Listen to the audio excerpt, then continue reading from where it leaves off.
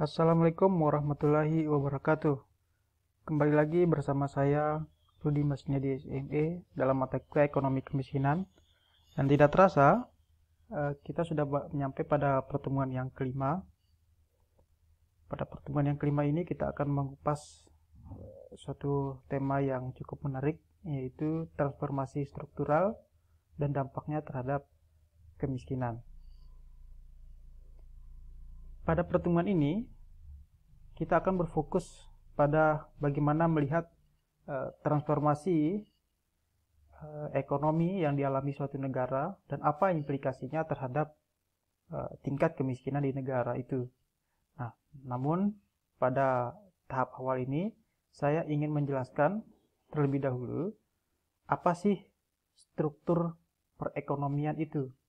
Karena tadi berkaitan dengan judulnya adalah transformasi struktural. Nah, berarti kita berbicara di sini adalah bicara struktur perekonomian suatu negara. Nah, saya akan jelaskan cara kita melihat struktur perekonomian suatu negara itu. Tentu kita bisa melihat dari pendapatan nasionalnya, ya. Kemudian atau yang disebut dengan PDB, Produk Domestik Brutonya, dan kontribusi dari masing-masing sektor ekonomi yang membangun atau yang terakumulasi menciptakan pendapatan nasional atau PDB itu. Nah, di sini nanti kita akan melihat bagaimana negara itu perekonomiannya dibangun oleh struktur-struktur apa saja atau sektor-sektor ekonomi apa saja. Nah, misalkan sektor ekonomi itu terdiri dari beberapa sektor, ada sektor pertanian, sektor pertambangan, sektor industri, sektor perdagangan, sektor jasa, dan atau bahkan sektor-sektor lainnya. Nah, ini contoh saja kita ngambil ada 5 sektor. Nah, di dalam kita melihat struktur ekonomi suatu negara, maka kita bisa melihat dari kontribusi dari masing-masing sektor yang 5 ini. Mana sektor yang dominan, ya, itulah yang mencirikan negara tersebut. Misalnya katakanlah dominan dalam PDB-nya itu berkontribusi sektor pertanian, maka negara tersebut adalah cenderung diklasifikasikan sebagai negara agraris. Nah, kita ketahui bahwa ciri negara agraris itu memang identik dengan negara berkembang atau negara miskin.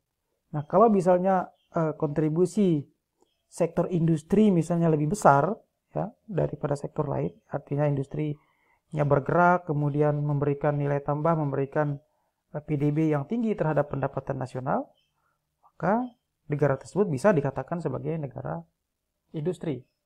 Nah, ini yang dimaksud dengan struktur perekonomian suatu negara, atau cara kita melihat bagaimana sih struktur perekonomian suatu negara. Di tingkat daerah juga demikian. Nah, cuma di tingkat daerah pendapatan nasional itu disebut dengan PDRB, ya. Kalau di nasional disebut dengan PDB, kalau di daerah disebut dengan PDRB. Saya rasa Anda sudah tahu itu. Jadi Produk Domestik Regional Bruto. Ada R-nya di situ, ada region, berarti menunjukkan daerah.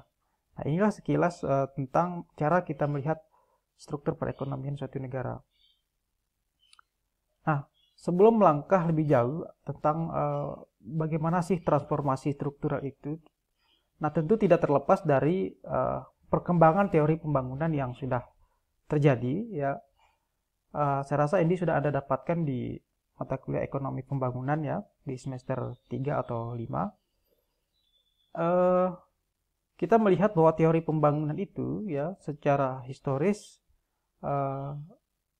ada 2, ya, yang utama. Yang pertama, kita tidak bisa terlepas dari teori pertumbuhan namanya, ya, atau sering disebut dengan teori pertumbuhan linier. Nah, di mana teori ini mendasarkan pemikirannya itu pada evolusi atau perubahan proses pembangunan yang dialami suatu negara yang selalu melalui tahapan-tahapan tertentu. Ya, jadi ada tahap-tahap yang dilalui. Nah, namun dalam perjalanan menuju tahap itu, ya, dia fokus atau goals-nya itu pada peningkatan pertumbuhan ekonomi dan atau peningkatan pendapatan per kapita. Jadi dengan berkiblat kepada pertumbuhan ekonomi dan peningkatan pendapatan per kapita. Makanya akumulasi modal di sini, ya, itu sangat penting. Ya, akumulasi kapital, akumulasi modal sangat penting dalam rangka mengejar pertumbuhan ekonomi. Ya. Nah, tokoh-tokoh penting di situ ada Adam Smith, ya, ada Karl Marx, ada Rousseau dengan teori-teori mereka yang sangat terkenal berkaitan dengan teori pertumbuhan ini.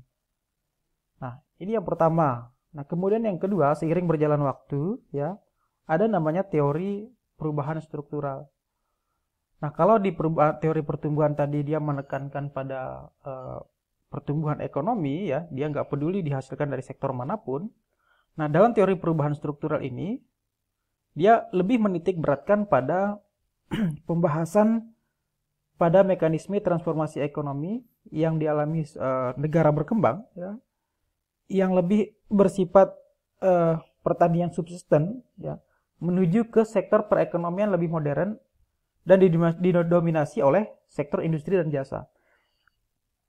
Jadi ada semacam pergeseran, ya, perubahan struktur ekonomi itu yang tadinya dominan sektor pertanian, dia sudah bergerak menuju ke sektor dominasi sektor industri dan jasa. Ya, kalau dulu dia negara itu dominan sektor pertanian, ya, ciri bahwa dia telah mengalami pembangunan, dia harus mengalami perubahan struktural, ya, yang tadinya dominan pertanian sekarang harus dominan sektor industri dan jasa. Ya. Nah, penekanan beda dengan teori pertumbuhan. Kalau teori pertumbuhan dia tidak peduli dihasilkan di sektor mana saja, mau pertanian, mau industri. Yang penting terjadi pertumbuhan ekonomi dan atau peningkatan pendapatan per kapita. Nah, tapi kalau di teori perubahan struktural dia sudah sangat menekankan kepada adanya pergeseran, ya, ada transformasi dari yang tadinya dominan sektor pertanian sekarang dominan sektor industri di negara itu. Nah, tokoh penting dari teori ini ya ada Arthur Lewis dengan teori migrasinya, kemudian ada Holly Chenery dengan teori transformasi strukturalnya. Nah, jadi pada intinya dalam transformasi struktural ini, ya, haruslah ada pergerakan dari sektor pertanian ini, ya, atau sektor primer, ya, disebut dengan sektor primer, harus bergerak dia searah, ya, searah linear menuju ke sektor industri. Jadi sudah harus ada tiba saatnya negara itu, ya, berhenti dia dominan sektor pertanian, dia sudah harus bergerak ke sektor industri. Nah, pertanyaannya sekarang adalah kenapa harus bergerak ke sektor industri? Kenapa tidak harus bergerak ke sektor yang lain, ya? Nah, jawabannya adalah di sektor pertanian, ya, kita ketahui bahwa nilai tambah, ya, atau hasil dari sektor pertanian itu adalah barang mentah, ya, yang tentu harganya rendah, harganya murah, ya. Misalnya kita jual jagung mentah, ya, kelapa mentah, itu harganya pasti murah, ya, karena kita jual bahan mentah. Itu yang disebut dengan nilai tambah rendah. Kemudian penyerapan tenaga kerja di sektor pertanian juga rendah, ya, karena yang bekerja di situ hanya yang petani, ya. Nah, setelah ini bergeser ke sektor industri, tentu ada perubahan yang dialami oleh perekonomian negara itu, ya. Kalau sektor industri bergerak, ya, itu nilai tambah barang itu semakin tinggi. Karena apa? Karena kita tidak jual lagi kelapa mentah, tidak jual lagi jagung mentah, ya. Jadi karena sudah diolah di sektor industri, ya, ada industri yang bergerak, tentu tidak lagi menjual jagung mentah, tidak lagi menjual kelapa mentah, sudah menjual barang setengah jadi dan atau bahkan barang jadi, ya. Kelapa misalnya diolah menjadi minyak goreng, ya, minyak goreng. Sekarang kelapa kita tidak jual mentah dalam bentuk kelapa mentah, kita jual dalam bentuk minyak goreng jadi. Demikian juga jagung misalnya kita olah menjadi pakan ternak atau misalnya menjadi popcorn, ya, tentu nilai tambah atau harganya itu lebih besar sehingga PDB itu semakin tinggi. Nah, kemudian karena dia panjang mata rantainya, ya, nilai tambahnya tinggi, tentu penyerapan tenaga kerja juga semakin tinggi. Penyerapan tenaga kerja tinggi, otomatis pengangguran itu terserap, berkurang, ya. Semakin banyak orang punya pendapatan dan seterusnya, ya. Nah, ini makna dari transformasi struktural itu, ya. Jadi penting kita harus mengarah ke sektor industri yang harus dominan di suatu negara, ya, termasuk di Indonesia, ya, kita sudah sedang bergerak ke arah sana. Nah, selanjutnya apa sih implikasi dari transformasi struktural ini yang terjadi ketika dia sudah terjadi terhadap tingkat kemiskinan? Nah, tentu implikasinya sangat penting ya. Dan kita melihat arah dari implikasinya sebagai berikut. Nah, tadi saya sudah jelaskan dominasi sektor pertanian, kita bergerak ke dominasi sektor industri, dan jika ini sudah terjadi, maka otomatis nilai tambah ya suatu barang ya itu akan semakin tinggi. Ya, kelapa tidak lagi jual mentah, jagung tidak lagi jual mentah, kedelai tidak lagi jual mentah, sudah jadi kecap, sudah jadi minyak goreng, ya, sudah jadi keset, ya, sudah jadi pakan ternak, sudah jadi popcorn dan segala macam. Ya, otomatis harganya itu berkali-kali lipat naik. Nah, pada saat yang sama, tentu dia akan menambah PDB. Nah, kemudian terjadilah penyerapan tenaga kerja yang besar. Dan ini yang berkaitan dengan tingkat kemiskinan itu, sudah mengarah kepada tingkat kemiskinan itu. Nah, bagaimana hubungannya? Nah, tentu dengan terjadinya penyerapan tenaga kerja yang tinggi, ya, yang masif, ya, secara bersamaan, ya, tentu akan menyerap pengangguran, ya, akan semakin berkurang pengangguran, atau dengan kata lain, semakin banyak orang yang bekerja. Semakin banyak orang yang bekerja, otomatis semakin banyak orang yang mendapatkan pendapatan, atau orang yang menerima pendapatan, sehingga pendapatan per kapita di negara itu juga ikut naik, ya, tentu juga dengan daya belinya, ya. Ini disebabkan oleh dominasi sektor industri tadi. Saya ulangi, jadi pendapatan per kapita naik, daya beli juga naik, ya, karena semakin banyak orang yang berpendapatan, daya beli naik, dia bisa beli kesehatan, dia bisa beli pendidikan, ya, terutama pendidikan dan kesehatan ini sangat penting, ya. Dia bisa beli pendidikan, ya, dia bisa sekolahkan anaknya dan seterusnya. Kemudian dia bisa beli kesehatan, ya. Dengan kesehatan itu dia bisa terjamin dengan untuk bekerja, ya. Nah, tentu pendapatan per kapita dan daya beli ini tentu diasumsikan dengan terjadinya pemerataan, ya. Nah, ketika pendapatan per kapita naik, daya beli naik, otomatis itu sama dengan tingkat kemiskinan itu sudah semakin berkurang, ya. Nah, jadi sudah kelihatan implikasinya bahwa dengan kita berfokus kepada transformasi struktural, ya, dari sektor pertanian kita harus menuju sektor industri, ya. Dalam perekonomian kita memegang peran penting sektor industri. Nah, alurnya nanti tentu akan semakin menurunkan tingkat kemiskinan, ya, dengan meningkatnya pendapatan per kapita tadi, dengan meningkatnya daya beli tadi. Nah,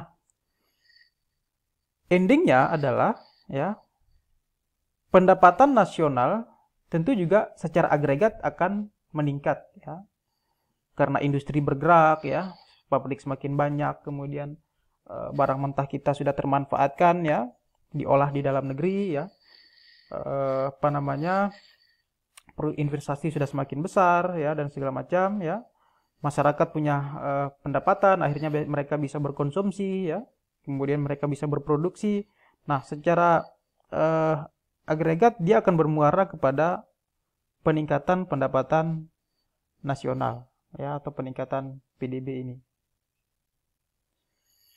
Oke, ini adalah sekilas, ya, tentang bagaimana dampak dari transformasi struktural terhadap tingkat kemiskinan di suatu negara.